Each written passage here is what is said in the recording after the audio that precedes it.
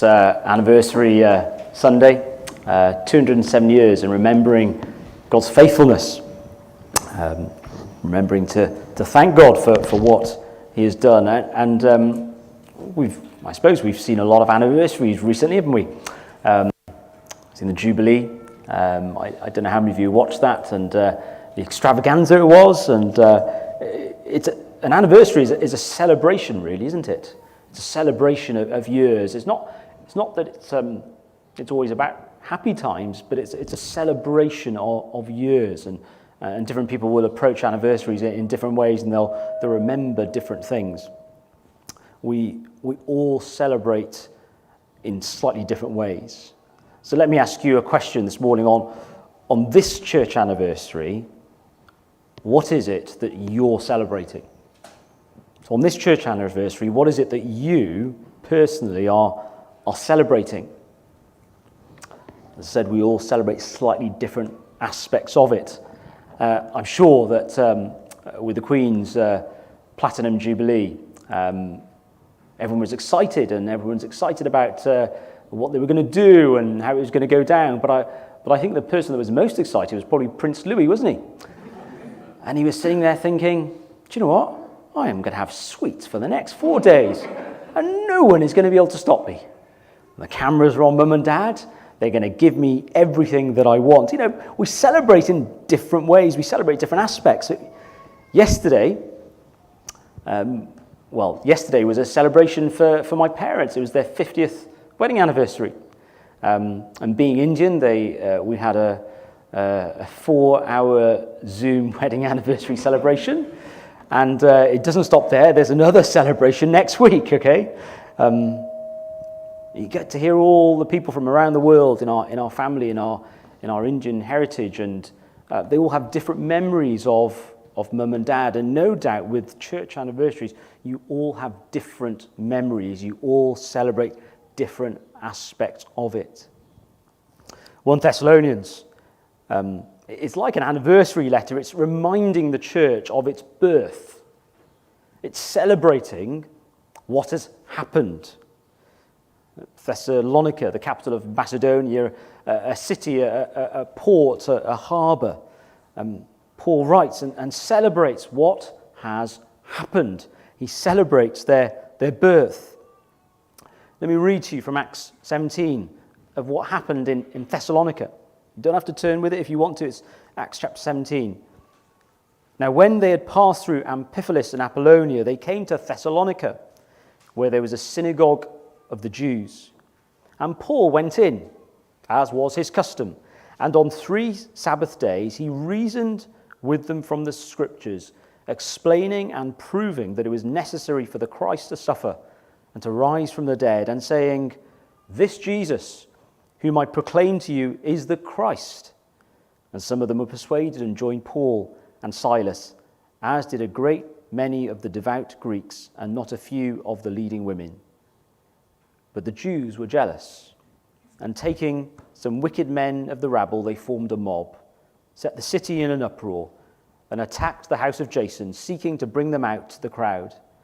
And when they could not find them, they dragged Jason and some of the brothers before the city authorities, shouting, "These men who have turned the world upside down have come here also, and Jason has received them, and they are all acting against the decrees of Caesar, saying that there is another king, Jesus." And the people and the city authorities were disturbed when they heard these things. And when they had taken money as security from Jason and the rest, they let them go. That's how the church started. That's the birth of the church in Thessalonica. And Paul is now writing to them and reminding them and celebrating that birth. What has happened? Well, the gospel message came. And that was the start of the church. The gospel message came, and the gospel message was received, and that was the start of the church. My friends, a chapel is not a church. It's when the gospel message comes and is received that there is belief and there is life, and that is the start of the true living local church. Let me ask you a question this morning. Have you received the message of God with joy? Have you received the message of God with joy? We get this in verses 6 and 7. Have you received the message of God with joy? You became imitators of us and of the Lord, for you received the word in much affliction with the joy of the Holy Spirit. And then you became an example to all the believers in Macedonia and Achaia. Have you received the message of God with joy? See, when Paul came to Thessalonica and he was proclaiming to them this Jesus who died and was raised to life, that message wasn't rejected. This is God's message, the gospel, the good news of life in Jesus. And it was received despite the opposition, and despite the mob not wanting to know anymore and wanting to know about another king. No, they received it. They didn't reject it. And they had the joy of the Holy Spirit, to believe for the first time and to have God come and dwell inside of you. To have God come and live in you and be with you. What is this? It's a great transformation, isn't it? To being dead, to be made alive. And they became an example to all the believers, and even in Achaia and to the whole world. The gospel came to them and is received with joy. Let me ask a question. How did it come to them? Acts 17 reminds us that Paul went to the synagogue and he was there 3 Sabbath days and he reasoned with them and he was talking about how Jesus Christ, the Son of God, left glory and he came into this broken but beautiful world and he lived as a man. He took on flesh. He would have told them about how they made him guilty when he was innocent, and that he died on a cross, but then 3 days later he was victoriously raised to life, and then he was witnessed by his followers and many others, and then he ascended into heaven. He would have told them about Jesus. He would have told them this gospel account. He would have told them that they were eyewitnesses, that it was irrefutable. He would have told them that it was reasonable, that it was historic. He reasoned with them. He told them that God's Spirit would come and dwell in them, and that is the beginning of the life in Jesus. My friends, have you received this message with joy? Have you reasoned with it? Have you grappled with it? I think sometimes we've lost the art of reasoning with people. We invite them once to something and they say no. Well, we reason with them because it's reasonable, isn't it? It makes sense, doesn't it? This is the historic, genuine gospel. It cannot be brought into doubt. You can pore over it as they did in Acts and question it and look over it. And there might be the opposition and they might have arguments, but there's no power in them because there's no God in them. And Paul, he would not give up. He would reason with people over and over again. And my friends, in this church, 207 years, the gospel has been reasoned with.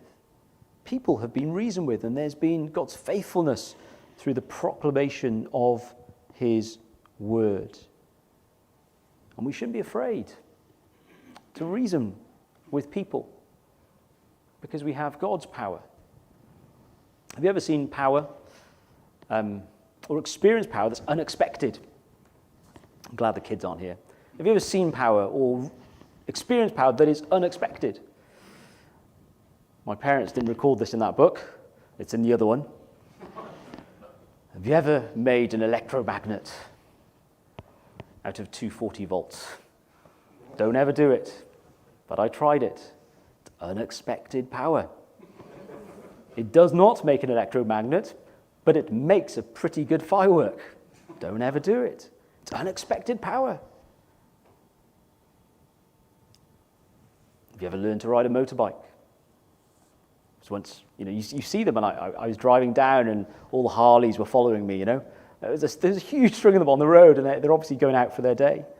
If you learn to ride a motorbike, you're strapped to a rocket, and you've seen them, don't you? You're going past. But I remember learning to ride a motorbike, and I remember I was sitting there, and I was in this queue of the cones, and it was my turn to go, on my learning course, and I remember I was sitting there, and it wouldn't start.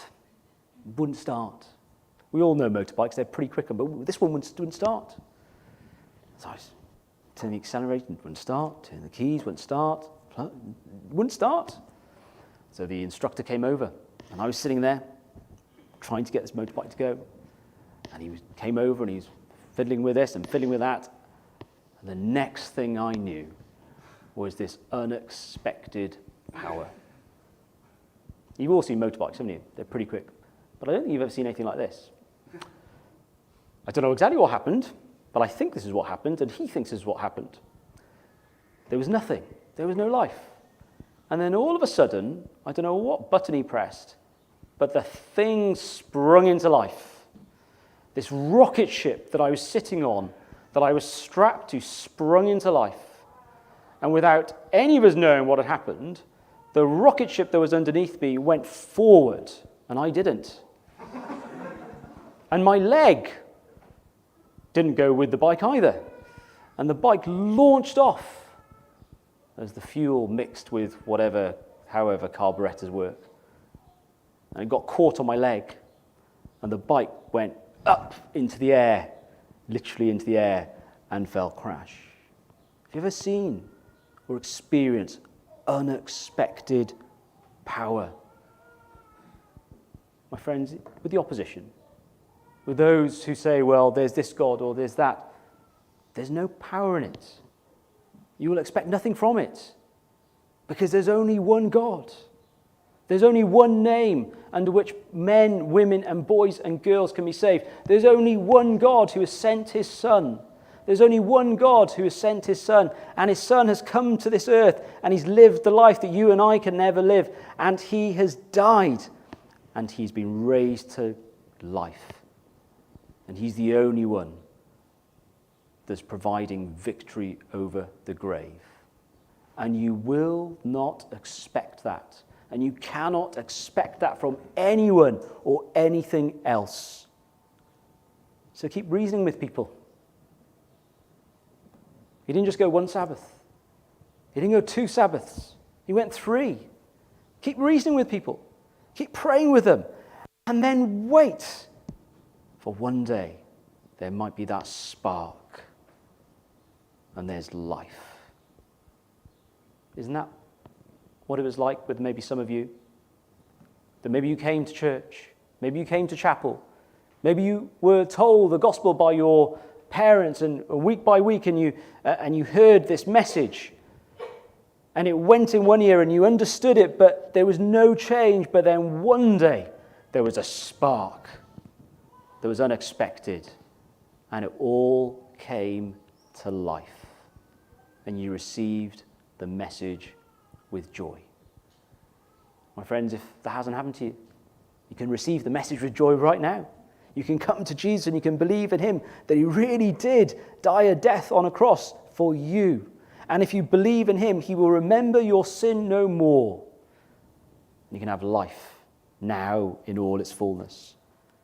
Have you received the message of joy? Secondly, is that joy obvious to those around us? Verse 8 and 9, for not only has the word of the Lord sounded forth from you in Macedonia and Achaia, but your faith in God has gone forth everywhere, so that we need not say anything, for they themselves report concerning the kind reception we had among you. Is that joy obvious? Here is this message, and it didn't just come to them, but it sounded out. In the city, in the region, there was a port city. Maybe it went out to the world. As people came in, people left.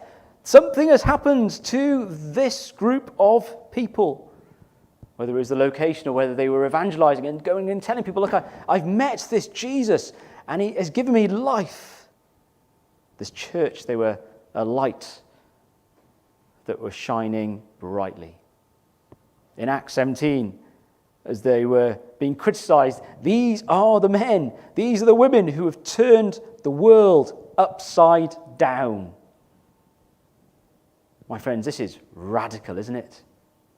This is a message of joy and of hope that is radical, that can change the world and turn it upside down. And it's happening, and it kept on happening, and it's keeping on happening. And 2,000 years ago, as they received that message of joy, generation after generation after generation have received it too. You're celebrating 207 years. You're celebrating generation after generation receiving that message with joy. And generation after generation living for Jesus and proclaiming him that he is God. Don't you have daughters that go to university in ABBA and proclaim that Jesus is God? And don't you have other students coming from around the world, coming to university and hearing that Jesus is God? Isn't it amazing? God's faithfulness, generation after generation. The world is being turned upside down.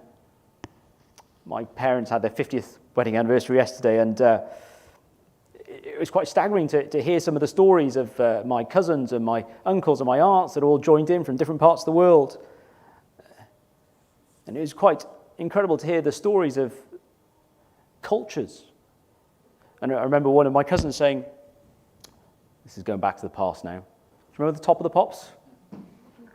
Okay, so my parents, we would record Top of the Pops. Do you remember VHS tapes? Okay, going back a long time now. We'd record VHS tapes of Top of the Pops. Do you remember, well, we can't remember this, but I'm talking about the 80s now, Cadbury's, okay, would have these giant bars. I mean, it's all downsized now, yeah? They give you less and less, but anyway. You'd have a giant bar of Cadbury's, dairy milk or whole nuts. And I remember my parents had moved to this country. And what they would do is they would record Top of the Pops. They would record things that were only found here. Cadbury's dairy milk was only found here. Can you imagine taking it to another culture? Can you imagine taking it back to India? Can you imagine taking it back to a culture that is not anywhere near as westernized now as it was then? And for these young Indian children to grow up watching Top of the Pops, hearing musicians they've never heard before, tasting chocolate that they've never tasted before, that you can't even get, and how it transformed a culture, how it transformed a group of young children as they grow up and thinking, well, I've never realized that there's a world outside of India that I can go and experience. My friends, I'm not talking about Top of the Pops this morning. I'm not talking about Cadbury's dairy milk. I'm talking about the gospel, that it transforms us from death to life. And God comes and he rescues us from the dominion of darkness, and he puts us into the kingdom of the Son he loves. Can you imagine if my mother came over from India and was the first of that kind of generation to do that, then the impact that has on everyone else? But I'm not here to talk about that. The message of joy is obvious to others, that if you and I have tasted God's forgiveness, if you and I have been transformed by God's Spirit, if you and I are now not worshipping ourselves, but worshipping the living and true God, don't we want others to know about him? This message of joy, this message of hope for a beautiful but broken world, that they too can come and meet the King. It's this message of joy, obvious. And finally, aren't you glad? Aren't you glad of the future that awaits? Where are they now? They're in Thessalonica. Where are you now? You're here in Caerwent, in Chepstow. And what are they doing in Thessalonica? Verse 10. They're waiting. They're waiting. Verse 10, and to wait for his Son from heaven, whom he raised from the dead, Jesus, who delivers us from the wrath to come. They're waiting. They're watching and waiting. They're serving and they're waiting. They're suffering and they're waiting. They're struggling and they're waiting. As we remember God's faithfulness, we also remember what it's like to follow God, that we take up our cross daily and the struggles that it brings, but then the comfort knowing that God is with us and he will never leave us or forsake us. And we're watching, we're serving, we're suffering, we're struggling, and we are waiting for Jesus to return. Aren't you glad of the future that awaits you? That one day Jesus is going to return. When was the last time you waited for something? When was the last time you waited for something? You were looking forward to something, and when that thing finally came, that you were overjoyed? Well, I've waited a long time to see the sequel to Top Gun. I finally got to see it. I'm an 80s kid. I finally got to see it. I was waiting for it. And I'll tell you what, I was not disappointed. I was waiting for it, and I wasn't disappointed. And, just for those 2 hours, just completely lost in the madness and the nostalgia. And I remember, as I was reading about when it was going to come and what it was going to be like, and Tom Cruise said, look, this is a love letter to aviation. It's not just a film, it's a love letter to aviation. And what you see is, it really is happening. It's putting people in real planes and watching the G-forces. So when you're watching this, you really are lost in the nostalgia, and it's almost better than it was before. And people have gone and have not been disappointed. And listen, I'm not here to talk about Top Gun and some film, but to wait for Jesus. And when he returns, we will be with him. And we will live with him. And we will dwell with him. And he will dwell with us. And there'll be no more suffering. There'll be no more pain. There'll be no more crying. And he will wipe away every tear. Aren't you glad of the future that awaits? I asked right at the beginning, what are you celebrating this church anniversary? As you reflect back, you're also looking forward, aren't you? We're reminded that we don't look back, but we also press on, we take hold of the prize. What are you celebrating? Let me read verse 4. For we know, brothers loved by God, that he has chosen you. What are you celebrating? Let me tell you what we should be celebrating. That he has chosen you. Isn't that extraordinary? 207 years. Even just in the last few years. Where could you have been this morning? Could you be on a motorbike, riding out into the countryside and enjoying this lovely sunny day? Could you be taking the children to rugby or football and enjoying all that you can have, raising children to experience this and that? Could you be having, a morning off in the garden and saying, well, it's a Sunday and I'm going to put my feet up, I'm going to enjoy the flowers and the roses and the smell, or I'm going to cut the grass, or I'm going to get ready for the barbecue. Where else could you be this morning? You could be anywhere else this morning, couldn't you?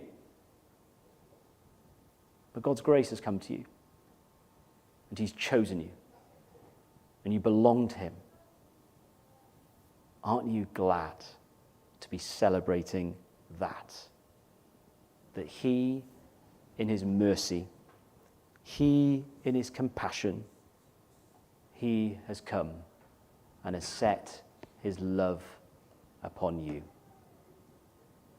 This is not about a jubilee, about who sings, gets to sing, or who doesn't get to sing. This is not about who's on the parade bus and which celebrity will be on it, or this is not about who's on the front row or who's not on the front row, or who sits by you, or who doesn't. This is about a God who in our sin has chosen us, and he remembers our sin no more. What an anniversary to celebrate. That he has chosen you to be part of his church, to be part of his people, and we are now waiting, watching and waiting for him to return. We're going to finish by singing How Sweet the Name of Jesus Sounds. Let me just read to you the last verse of this hymn. Weak is the effort of my heart, and cold my warmest thought. But when I see you as you are, I'll praise you as I ought. Till then I would your love proclaim with every fleeting breath, and may the music of your name refresh my soul in death. What What a wonderful thing that we have to look forward to, the Lord Jesus Christ returning. What a wonderful thing we have to celebrate, that he has chosen us. Let's stand and sing.